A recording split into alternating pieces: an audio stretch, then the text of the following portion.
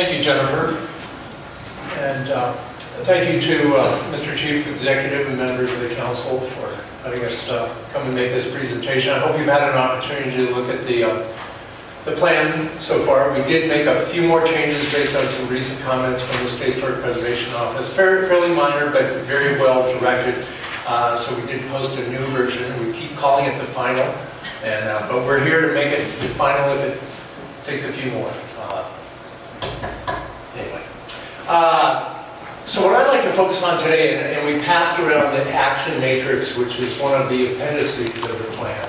The initial part of the plan runs through the introduction, the goals, the objectives, a lot of the things that, and how the plan was developed, which is what Jennifer has talked about. And how things have worked and continue to work in historic preservation, both at the governmental level and in the private level, where people take on projects of their own in this great community. And it also looks at the importance of the known economic benefits of historic properties and the preservation of those, and how those economic benefits can really drive a sustainable economic climate within a community. And if those properties are preserved and maintained in some cohesive and rational basis, it does create a great tool in the toolkit for economic development in the community. So what I want to do tonight is to focus on the action items. We broke those into 4 different sectors, sort of administration and information and inventory and things such as that. So these are just highlights tonight, but again, we're available by phone or even to come up again with meetings if you read through the report and have some specific questions on how things work. Under action items A, one of the main ones, and these aren't in any necessary priority order, but number 1 is to improve compliance with local, state, and federal agencies, because the city, county government does have to function under the National Park Service rules and the State Historic Preservation rules as a certified local government. We want to make sure that whatever programs we're doing to sustain historic preservation programs, that those do fit with those ordinances and regulations. The second one is to establish governing authority for the ARCO Redevelopment Trust account. Now, all of these items that we're listing here are the first 1 to 5 years of implementation of the plan. It's not just an idea or wish list, but this matrix is kind of a structured priority and sequence list of how to implement certain things in a certain order so that it can move on. And then every year the plan can be reviewed, and in 5 years can be revamped. Some of these actions will be completed and new actions will surface as needs arise. But that second one is really important to establish that a government authority for the ARCO Redevelopment Trust account to secure funding to get the ball rolling on some of these projects. Another important one is to establish an independent preservation organization to implement portions of the CHPP. One of the best questions is why. We've looked at a lot of different organizations that exist today, and they have various missions and goals and priorities of their own. That doesn't preclude one of those organizations taking on this function, but we've looked at a lot of different models, not only in Montana, but other parts of the country, and especially in the western United States and some mining communities with large historic preservation communities. But it seemed as if we had an independent organization that could function as an organization to secure funding and secure grants and get projects on the ground and get moving, and then coordinate with all the other governmental and private nonprofit business groups and organizations in the community to affect some of these changes for historic preservation. The next one is to adopt new historic preservation ordinance, and this was done on the 28th of this month, so that was completed there. Number 5, enforce city-county codes. We see that there are a lot of things in existing codes that really help historic preservation, and just to promote or focus on that. So there are details in the plan on how historic preservation can search for that. The 6th one, which I think we here is to adopt the current version of the International Existing Building Code. It's an interesting subset of the International Building Code that deals with existing buildings, with existing electrical, sewer, water, fire, and those kinds of things that still meet code, but allows you to meet certain historic preservation issues and concerns. The next one is to establish binding reference to other policies and programs. Realizing that the CHPP isn't a standalone document, just one more thing to administer, but how can it be integrated, as Jim has said and Jennifer discussed, how it works with the growth plan and the tourism plans and various other things. And then finally, in Section A, conduct annual reviews of the CHPP implementation to make this a dynamic process that changes as priorities change. Next. Action items in the B category, we had a few items, and again, we had many more. We narrowed it down to 20 doable actions over a 5-year period, 1 to 5 year period.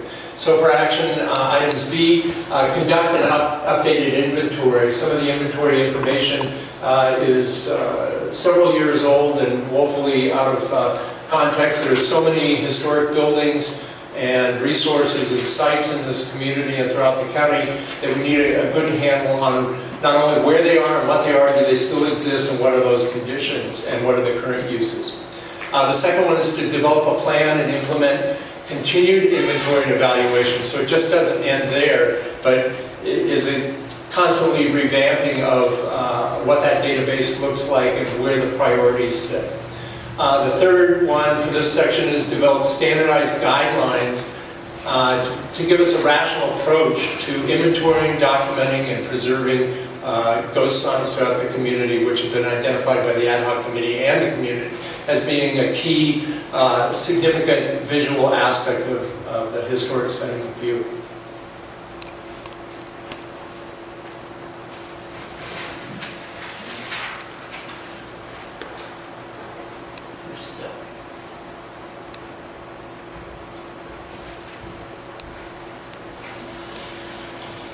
And action item C, one of the most significant elements is to create a comprehensive program. We try to look at what specific projects could be carried out under a CHPP, but realizing that from the CHPP, we actually need sort of a program that gives a consistent, more detailed foundation, if you will, for how the whole program is implemented. And that includes everything from evaluations of existing historic structures and properties to putting together consistent plans for mothballing and securing vacant buildings so that they're preserved on an intermittent basis. Also looking at various treatments from rehabilitation to restoration, and also reuse of interiors and exterior spaces. Also economic feasibility studies. It's one thing to say, gee, it'd be really nice to preserve a nice old building, and there's a lot of economic data out there that says that's economically viable, but what are the feasibility studies for a developer or a landowner or someone who wants to come in and invest in the community? What are those feasibility studies that can be done to help paint the picture of what truly can be done, and what are those marketing effects?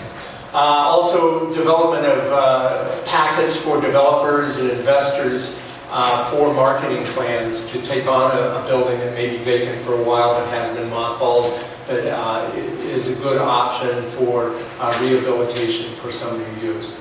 Also, design review, infill standards, facade easements, demolition reviews, and then also most important is public outreach. Get the information back and forth, not only to get the information to the public, but also understand from the public what private entities, investors, homeowners are actually doing with their own historic structures. The second one is to define and prioritize areas of historic preservation projects. As opposed to looking at the entire county or the whole city, which our plan looks at, but try to nibble it down to small areas or neighborhoods.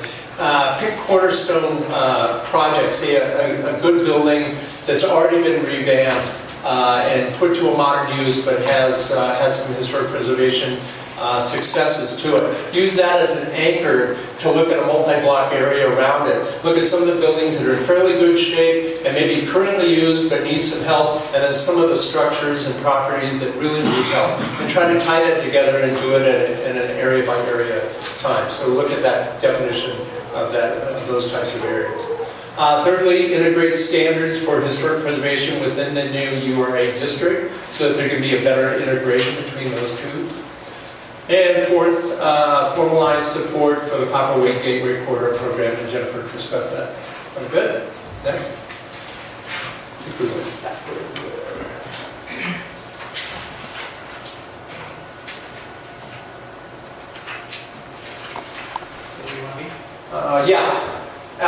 And then the last two items for C, create a program for historic preservation and design, technology, and trade throughout partnerships.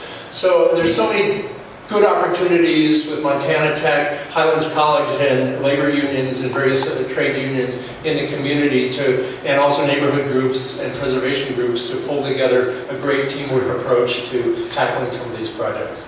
Number 6, support a Heritage Tourism Association, and that's outlined in detail in the plan.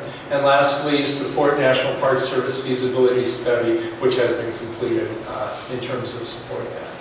And lastly, action items D, to fund and implement a marketing plan for Butte from the aspect of historic preservation projects and existing properties. And where are some of the gems that exist out there, and again, with feasibility studies and developers packets to go out to give that information to show the great opportunities that will be here. And then lastly, produce a detailed and up-to-date list of financial tools for developers, homeowners, community members, and things like that, because there is funding out there to do a lot of these things. Action matrix, this is just a sample page on the screen, and then you have the copy of the full 20 items which the ad hoc committee has attempted to sequence. Some of these are short-term, some are cyclical through over a 5-year period, and some are kind of a longer-term element and broken into the 4 category areas. Yes? The recent public comments and changes that we have made through today.